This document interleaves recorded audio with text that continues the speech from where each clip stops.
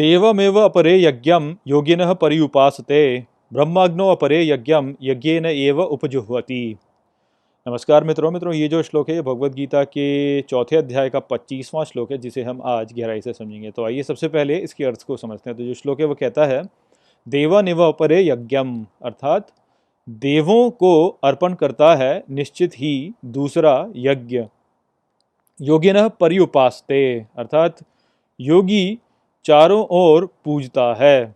ब्रह्मज्ञो अपरे यज्ञम, अर्थात ब्रह्म अग्नि में दूसरा यज्ञ को यज्ञेन एव उपजुह्वति, अर्थात यज्ञ में निश्चित रूप से अर्पण देता है। तो इस श्लोक से लेकर 32वें श्लोक तक श्री कृष्ण यहाँ पर विभिन्न प्रकार के यज्ञों के ऊपर चर्चा करेंगे। और जैसा कि आज के समय भारत में माना जाता है कि यज्ञ जो है वो अग्नि को आहुति देने की प्रक्रिया है, तो इन श्लोकों के द्वारा हमें स्पष्ट होगा कि वास्तव में ऐसा नहीं है। यज्ञ इससे कहीं अधिक चौड़ी एक विचारधारा है जिसमें बहुत से विचार हैं जो कि सम्मिलित हैं। तो यहाँ पर इस श्लोक में श्री कृष्ण दो प्रकार के यज्ञों के ऊपर चर्चा करते हैं। वो अर्जुन को बताते हैं कि कुछ लोग ऐसे होते हैं जो कि देवों की उपासना करके यज्ञ में भाग ले रहे होते हैं, वहीं पर कुछ दूसरे लोग ऐसे होते हैं जो कि ब्रह्म अग्नि में यज्ञ करते हैं अपनी कुछ अर्पण करके। तो यहाँ पर दो प्रकार के यज्ञों के बारे में बताया गया है, एक तो देवों की पूजा और दूसरी जो है वो है ब्रह्म अग्नि में अर्पण करना। तो यहाँ पर हमें ये समझना चाहिए कि जो देवों की उपासना करने के बारे में यहाँ पे कहा गया है उसका अर्थ ये नहीं है कि हम केवल मंदिर में जाएं और वहाँ पर देव की मूर्ति के सामने पूजा करें। यहाँ तक सीमित नहीं है, आप इसे कर सकते हैं किंतु इस तक सीमित नहीं है। ठीक उसी प्रकार से जो ब्रह्म अग्नि का विचार है वो विचार वास्तव में किसी भौतिक अग्नि में कुछ अर्पण करना जो है वो नहीं है, वो उससे कहीं अधिक गहरा है।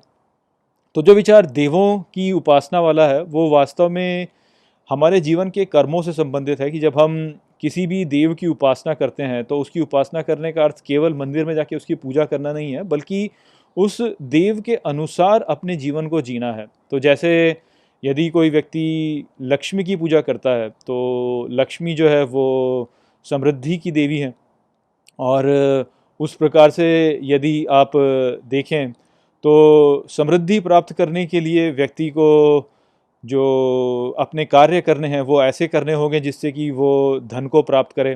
तो उस प्रकार से उसको निवेश करना होगा या व्यापार करना होगा।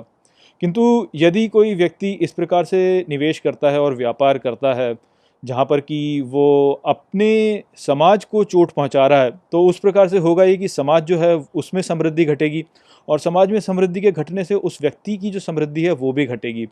तो इसलिए जब कोई व्यक्ति लक्ष्मी की पूजा करता है तो उसको लक्ष्मी की पूजा इस प्रकार से करनी चाहिए कि जहाँ पर वो जो अपने व्यापार को कर रहा है या जो वो अपने निवेश को कर रहा है उसको धार्मिक रूप से ही करे, ताकि वो जो कार्य करे उसके द्वारा जो समृद्धि है वो न केवल उसकी बढ़े किंतु पूरे समाज की भी बढ़े। क्योंकि लक्ष्मी की उपासना करने का अर्थ ये नहीं है कि आप केवल अपने लिए जो है समृद्धि बढ़ाना चाह रहे हैं, किंतु वास्तव में लक्ष्मी की जो उपासना करना है वो सबके लिए समृद्धि बढ़ाने वाला कार्य होता है। तो यदि आप लक्ष्मी की पूजा करते हैं तो आपका जो मनोभाव होना चाहिए वो इस प्रकार से होना चाहिए कि यदि धन नहीं कमाया जाएगा तो जो ये संपूर्ण समाज है वो ही नष्ट हो जाएगा। इसलिए मैं धन कमाना चाहता हूँ और इसलिए मैं लक्ष्मी की पूजा करता हूँ, क्योंकि लक्ष्मी जो है वो समृद्धि की देवी है। मैं इसलिए लक्ष्मी की पूजा नहीं करता हूँ क्योंकि मुझे लालच है और मैं धन केवल अपने लिए इकट्ठा करना चाहता हूँ।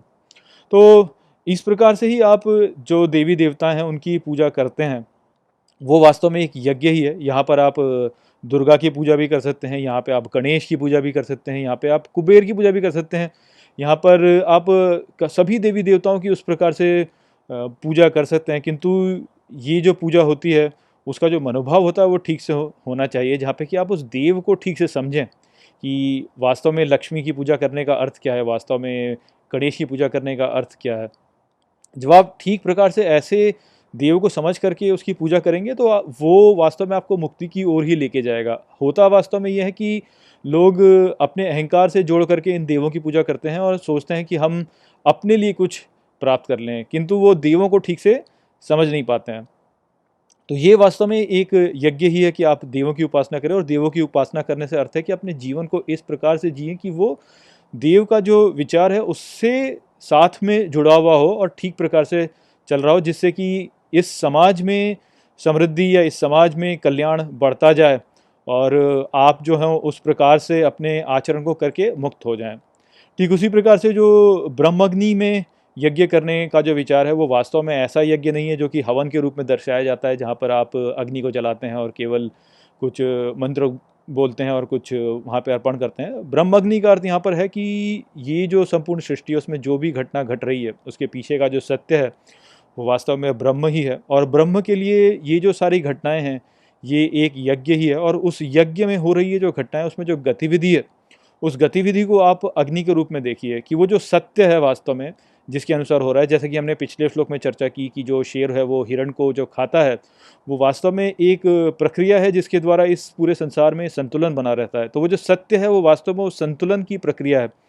तो ये जो प्रक्रिया है ये वास्तव में अग्नि ही है, क्योंकि ये एक आंतरिक सत्य है और यही वास्तव में वो सत्य है जिसके द्वारा सारी घटनाएं घट रही हैं। तो जब हम ब्रह्म अग्नि में यज्ञ करने का बोलते हैं तो उसका अर्थ यह है कि जो हमारे कर्म होते हैं वो वास्तव में इस दृष्टिकोण से होते हैं कि ये जो पीछे का सत्य है उसको समझकर हम अपने कर्मों को करें, अपने भावनाओं में बहकर नहीं, बल्कि इस सत्य से प्रेरित होकर अपने कर्म को करने वाला जो व्यक्ति होता है वास्तव में ब्रह्म अग्नि में यज्ञ कर रहा होता है। तो यही यदि आप करते हैं कि आप अपने कर्मों को इस सत्य के द्वारा प्रेरित होकर करते हैं तो आप ब्रह्म के ही कार्य को कर रहे होंगे और उस प्रकार से आप उस यज्ञ में अनुदान दे रहे होंगे जो कि ब्रह्म का यज्ञ है। तो ब्रह्म अग्नि में यज्ञ देना यही यज्ञ है। तो इस प्रकार से यदि आप करेंगे तो भी आप वास्तव में मुक्त होते जाएंगे। तो यहाँ पर ये दो विचार हैं जो कि प्रस्तुत किए श्री कृष्ण ने यज्ञों को लेकर कि किस प्रकार से लोग यज्ञ करते हैं। आगे के श्लोकों में वो और अन्य प्रकार के यज्ञों के बारे में भी चर्चा करेंगे। तो आशा करता हूँ कि मैंने इस श्लोक को आपको अच्छे से समझा दिया होगा। चलिए इसी के साथ इस वीडियो को यहीं पे समाप्त करते हैं। नमस्ते। वीडियो को अंत तक देखने के लिए धन्यवाद। यदि आपको ये वीडियो पसंद आया हो तो इसको अपने प्रियजनों के साथ में साझा करें और इस ज्ञान को और फैलाएं। यदि आपके पास कोई भी प्रश्न है तो मुझसे इंस्टाग्राम पर जुड़िए। वहाँ पर मैं हर शनिवार रात को एक लाइव Q&A सेशन रखता हूँ और आप मुझसे वहाँ पर अपने प्रश्न पूछ सकते हैं। जय श्री कृष्ण।